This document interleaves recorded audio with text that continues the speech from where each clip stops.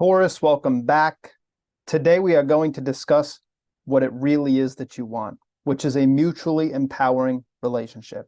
So in this video, I am going to outline the principles that will get you to that state.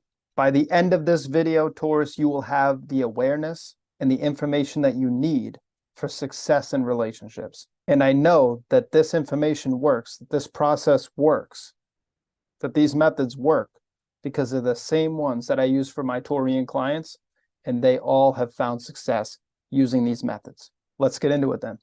So here's our example Taurus chart. As you can see, this person has Sun conjunct Mars in the sign of Taurus.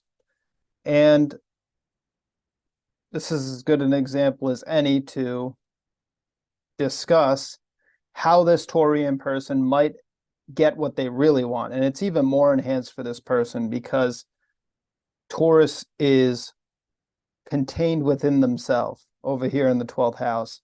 And so they really, really, really want a deep soulmate level relationship. So what Taurus really wants is to merge their energy with another's and then feel the mutual empowerment, right? So this is what they really want. And the question becomes, how come they either don't get it or they think they got it and then it falls apart? They feel betrayed in the end, right? Well, first we have to define what mutual empowerment is. So what mutual empowerment is a just exchange of value between two people. So mutual empowerment is a just exchange of value between two people. Okay?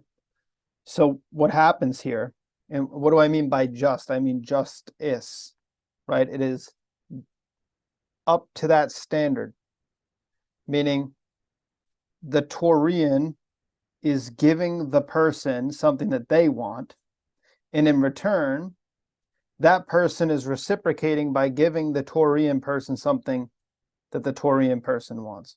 So if you're a Taurus, what happens is that, you're T for Taurus, and then you give somebody money. And then what happens is they give you something that you want, like they massage your shoulders. And that's an even exchange, right? You value loosening up those heavy Taurian shoulders, and they value the cash that you give them in return. So it's a it's reciprocity. It's a reciprocal exchange. It's value that you get more relaxed muscles from all that tension that builds up there as a Taurus in the neck and shoulder area. And then they get cash because that's what they want. But let's say, for instance, that you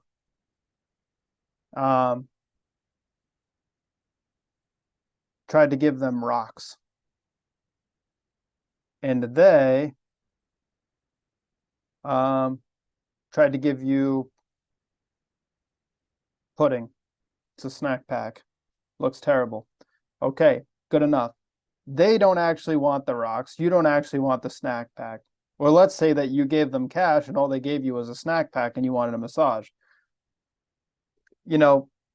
I like to go a little outlandish with the example because I want you to see how the example scales. And mutual empowerment must be just, meaning like it's really not just if they're giving you a massage and you're giving them rocks, or you're giving them your hard-earned cash and they're giving you a snack pack when what you really wanted was a massage. But as you start to put this into a real relationship, as you start to see how if your partner doesn't value or is not giving you the same things that you value, it's not mutually empowering. And maybe a better example of this is that you're a Taurus and this person's a Cancer, and they give you nurturing, and in return, you take care of them financially because you're good at that and they're good at, nurturing their spouse. Okay, reasonable enough.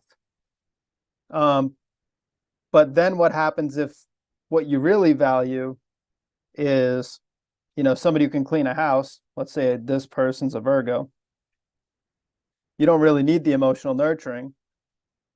All they're capable of giving is mothering you, but what you really want is somebody who can help keep up with the house so that things don't get out of order as you're working on your big Taurian plans and fulfilling your strategy. What's happening then is that the Cancerian is giving you something that you don't value, and in exchange, you're giving the Cancerian person something that they do value, which is the financial security of the home and family. So you're providing the money to keep the home in order. They're giving you nurturing, but they're really bad at keeping house. So what's happening here is it's not just if the Cancerian person is not providing you what you value, and vice versa. So what has to happen here is we have to adhere to certain principles.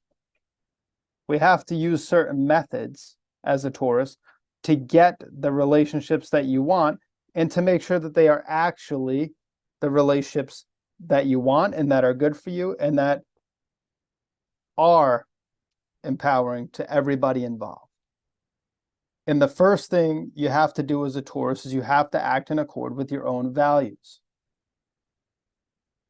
A value is anything that you will act to gain and keep. So anything that you would act to gain and keep, that's your values.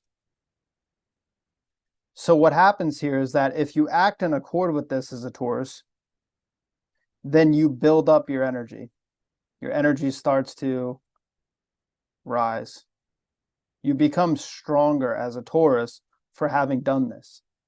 Then what happens is that your strength becomes almost magnetic. And then just like the ruler Venus, Venus was the natural ruler of Taurus, just like the ruler Venus, you begin to passively attract the types of partners who are in line with your own value system. People who are attracted to the strongest versions of you because you're deriving energy from yourself, not needing to outsource it to somebody else. So that's the first step, because then you'll begin to attract a partner who actually is similar in energy to you and to the highest expression of you. So that's step one, act in accord with your values.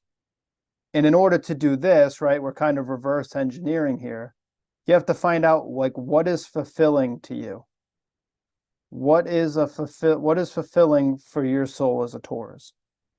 Is it building cars, computers, your body, teaching, gardening, farming, whatever it may be, right?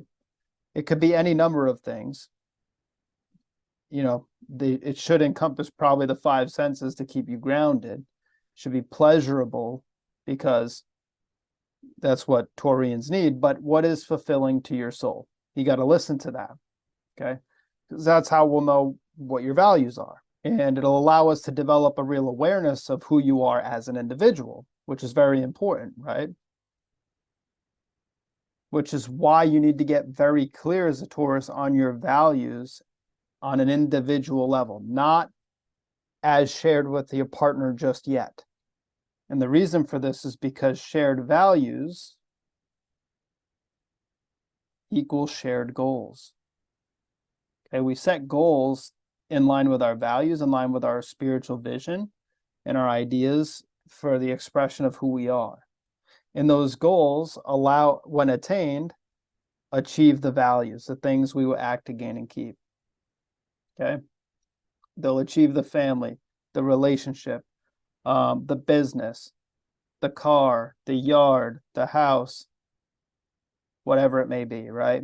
So when you do all this and you're able to attract a partner who's in line with your values because you know what they are, then you and your partner are then able to set shared goals, right? And those shared goals lead to those shared values. It's a win-win.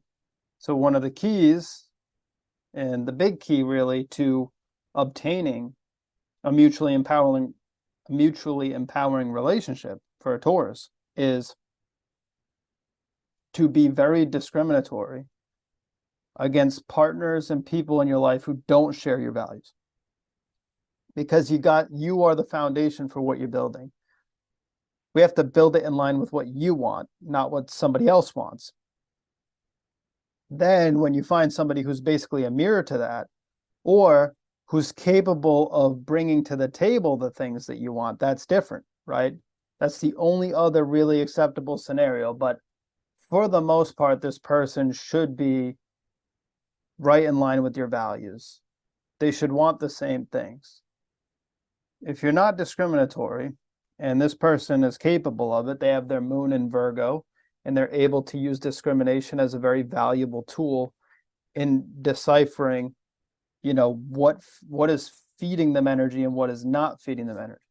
But to go back to the Taurian level, where they got to stay grounded in what they actually want, so what will actually feed them energy and what they need to discriminate against is things that are outside of their own value system.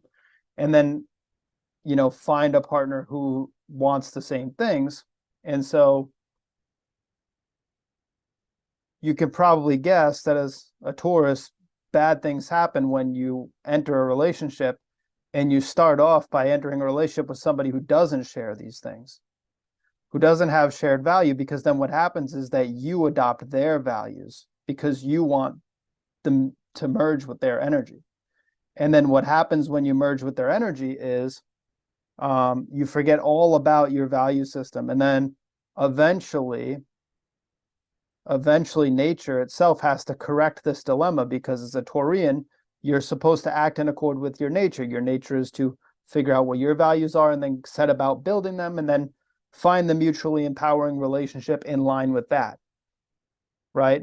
There to empower your values, not detract from them, distract from them, or, disempower them.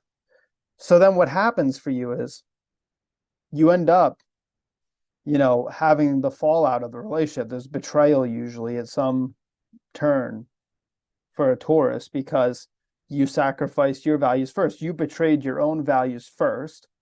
And then later on in the relationship, that person can't help but betray you, because they're not in alignment with your values. You had to sacrifice them to be with that person. So you see, it's really not good. And so how we avoid this is we follow the step-by-step process I just laid out. And, I'm sure you've had this sort of betrayal or these issues where you've sacrificed your values to be in a relationship with somebody else, and it probably hasn't worked out. I mean, feel free to leave it in a comment below. Let me know what happened. And then feel free to follow this method and let's get it corrected, right? So that's how we do it.